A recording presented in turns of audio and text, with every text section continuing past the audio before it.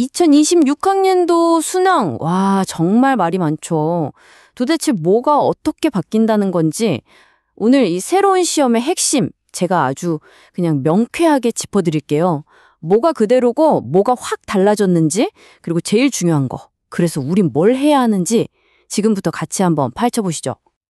자, 바로 본론으로 들어갈게요. 2026년 수능은요, 딱 이 한 문장으로 정리할 수 있습니다. 시험지 자체는 비슷해 보일 수 있어요.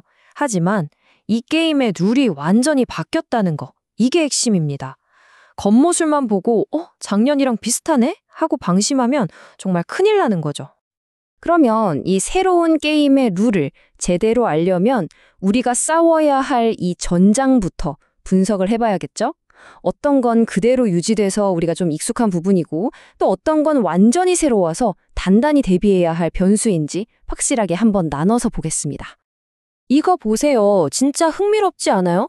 그러니까 시험의 큰 틀, 통합수능 체제나 점수 매기는 방식 같은 뼈대는 그대로란 말이죠.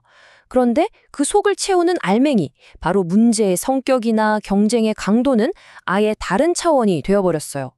비유하자면 맨날 하던 축구 경기장인데 갑자기 럭비공으로 경기하라는 거랑 비슷한 느낌이랄까요? 자, 일단 좀 안심하셔도 되는 소식부터 볼게요. 다행히 기본적인 틀은 그대로 갑니다. 국어, 수학에서 공통 과목이랑 선택 과목으로 나뉘는 거, 또 주요 과목은 상대평가, 영어랑 한국사는 절대평가인 거, 이런 큰 구조는 안 바뀌거든요. 그러니까 여러분이 지금까지 해온 공부의 큰 방향 자체를 막 뒤흔들 필요는 없다는 얘기예요. 하지만 진짜 중요한 얘기는 바로 지금부터입니다. 이 안정적인 틀을 뒤흔들 2026년 수능의 판도를 완전히 바꿔버릴 두 개의 핵심 변수가 있거든요. 이른바 게임 체인저라고 할 수 있겠죠? 과연 그게 뭔지 한번 자세히 들여다보겠습니다. 킬러 문항이 사라졌다. 이게 핵심이 아니에요. 진짜 중요한 건 그 킬러가 사라진 빈자리를 과연 무엇이, 어떻게 채우고 있느냐. 바로 이겁니다. 그 자리에 지뢰밭이 펼쳐졌거든요. 이 준킬러 문항이라는 게 뭐냐면요. 딱 보면 풀 수 있겠는데? 싶은 문제예요. 근데 막상 달려들면 시간은 시간대로 쓰고 정신력은 다 갉아먹히고 심지어 정답처럼 보이는 매력적인 오답까지 파놓은 거죠. 실수를 유발하려고 작정하고 만든 문제들. 그러니까 핵심은 이거예요.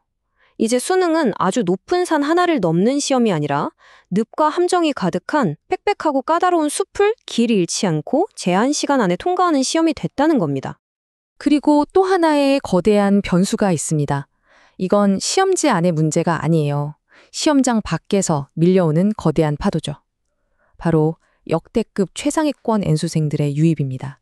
이게 아마 올해 입시 판도를 바꾸는 가장 큰 외부 요인이 아닐까 싶어요. 한 분석 자료에서는 이걸 이렇게 표현하더라고요. 의대 증원 때문에 최상위권 공대생은 물론이고 심지어 직장인까지 소위 황소개구리급 경쟁자들이 시장에 쏟아져 나올 거다. 와, 황소개구리라니? 이게 그냥 경쟁이 좀 치열해지겠네 이 수준이 아니라는 거죠. 정말 한두 문제 차이로 등급이, 아니 대학이 갈리는 그야말로 살얼음판 같은 승부가 펼쳐질 거라는 신호입니다. 자, 그럼 이렇게 큰 판이 바뀌었는데 이게 과목별로는 구체적으로 어떻게 나타날까요? 국어, 수학, 영어, 탐구 하나하나 뜯어보겠습니다. 국어부터 보죠. 지문은 쉬운데 선지가 어렵다. 야, 이 한마디가 2026 수능 국어의 모든 걸 말해줍니다. 이제는 막 엄청나게 어렵고 복잡한 지문을 이해하는 능력보다 아주 정교하게 파고드는 논리적인 사고력이 훨씬 중요해졌다는 뜻이에요. 그러니까 이제 국어 공부 전략은 이렇게 가야 합니다. 지문 내용은 교육과정 안에서 평이하게 나올 거예요. 변별력은 어디서? 바로 아주 교묘하고 헷갈리게 만든 선택지에서 확보할 겁니다.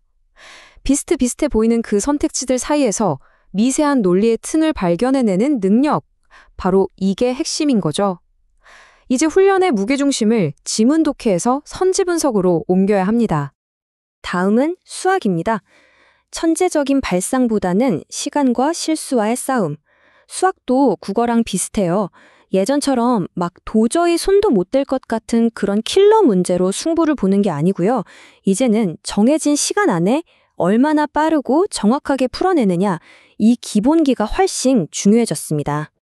좀 더 구체적으로 보면 예전 22번, 30번 같은 초고난도 문제의 힘을 좀 빼는 대신에 그 앞에 있는 4점짜리 문제들, 이른바 준킬러들의 난이도를 전반적으로 올리는 추세예요. 그래서 빠르고 정확한 계산은 기본이고 여러 개념을 복합적으로 생각하는 능력이 정말 중요해졌죠. 특히 압박감 속에서 사소한 실수를 유발하는 함정 문제들, 이런 거 정말 조심해야 합니다.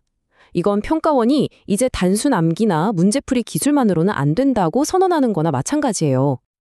자, 그리고 영어. 절대평가지만 절대 쉽지는 않다. 이게 무슨 말이냐면요. 영어는 90점만 넘으면 1등급이잖아요. 그래서 좀 마음을 놓는 친구들이 있는데 절대 그러면 안 됩니다. 출제기관에서는 이 1등급 비율을 안정적으로 관리해야 하거든요. 보통 목표로 하는 1등급 비율이 한 4%에서 7% 사이 정도 됩니다. 너무 쉬워서 1등급이 막 10%씩 나오면 변별력이 없어지잖아요. 그래서 이 비율을 맞추기 위해서 어휘 수준을 높이거나 문장 구조를 더 복잡하게 꼬아서 내는 방식으로 난이도를 조절할 거라는 거죠. 절대평가라고 방심하면 안 되는 이유입니다. 탐구 과목에서는 요즘 사탐런이라는 말이 유행이죠. 이과생들이 과학 탐구 대신에 사회 탐구를 선택하는 현상인데요. 이게 왜 그러냐면 솔직히 과탐 공부량이 만만치 않잖아요. 그런데 마침 대학들도 이과 오려면 꼭 과탐해야 돼 하던 필수 지정 과목을 점점 없애는 추세거든요. 그러니까 학생들이 전략적으로 좀 더 점수 따기 수월하다고 생각하는 사탐으로 넘어가는 거죠. 물론 수능 출제위원장의 공식 입장은 이렇습니다. 교육과정 맞추어서 성실히 준비하면 어떤 과목을 선택하든 원하는 결과를 얻을 수 있을 것이다. 원칙적으로는 과목 간의 유불리가 없게 설계했다는 말이죠. 하지만 이건 원칙이고요. 수험생 입장에서는 표준 점수나 백분위, 그리고 내 강점과 약점을 고려해서 전략적으로 선택하는 게 여전히, 아니 어쩌면 더 중요해졌다고 볼 수 있습니다. 자, 그럼 지금까지 이 바뀐 판을 쭉 분석해 봤는데요. 그래서 도대체 우리는 뭘 어떻게 해야 할까요? 이 새로운 전장에서 살아남고 또 승리하기 위한 핵심 전략을 정리해 보겠습니다. 딱 3가지입니다. 첫 번째, 실수와의 전쟁에서 승리해야 합니다. 아까 말한 그 준킬러 문제들 있죠? 이걸 빠르고 무엇보다 정확하게 풀어내는 훈련, 이게 제일 중요합니다. 두 번째, 선택 과목 체크입니다. 내가 가고 싶은 대학이 이제 선택 과목을 어떻게 보는지 다시 한번 꼼꼼히 확인하고 나에게 가장 유리한 조합이 뭔지 재평가해야 합니다. 마지막 3번째, 멘탈 게임입니다. 아까 말했던 그 황소개구리들 때문에요. 아마 모의고사 때보다 실제 수능 점수가 더 낮게 나올 가능성이 높아요. 이걸 미리 인지하고 멘탈을 단단히 관리해야 합니다. 정확성, 현명한 계획, 그리고 강한 정신력, 이 3가지가 2026 수능 성공의 열쇠가 될 겁니다. 자, 오늘 제가 준비한 분석은 여기까지입니다. 이제 모든 정보는 여러분 손에 쥐어졌습니다. 이 역대급 경쟁, 이 새로운 전장에서 승리하기 위한 다른 사람이 아닌 바로 나만의 결정적인 한 수는 무엇일까요? 이 질문에 대한 답을 찾는 것, 그게 바로 오늘부터 여러분이 시작해야 할 가장 중요한 공부가 아닐까 생각합니다.